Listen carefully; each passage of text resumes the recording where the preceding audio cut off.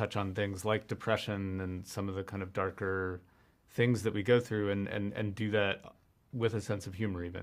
First off, let's talk about Thunderbolts' narrative, because at its core, it's a story about a group of ragtag misfits that find family within each other, right?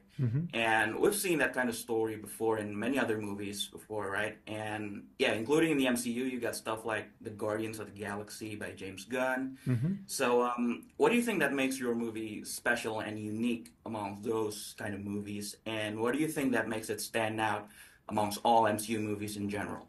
You know, obviously we're aware of those films, and that's a great trilogy that James made. And yeah, you do want to kind of find your own sort of corner of the MCU in a way to do something different. I think that, you know, that structure is a classic one, but then the sort of details of what characters you populate it with and what they're going through, we always wanted to tell, you know, a very internal story.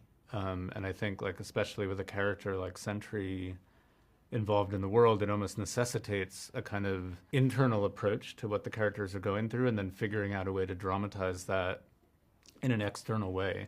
But I think that always felt very special, and it felt like there was an opportunity here, you know, with this set of characters and how human they are and how kind of grounded the story was and how contained the story was, to go into a much more internal character place with them, and also kind of, you know, touch on things like depression and some of the kind of darker things that we go through, and do that with a sense of humor, even if it's a dark sense of humor.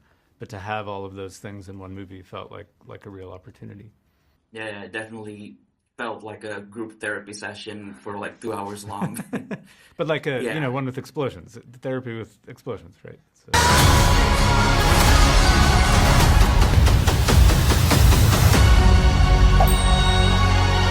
Alexei, have you slept? I'll sleep when I'm dead. I'd like not to die today, so maybe somebody else should be driving.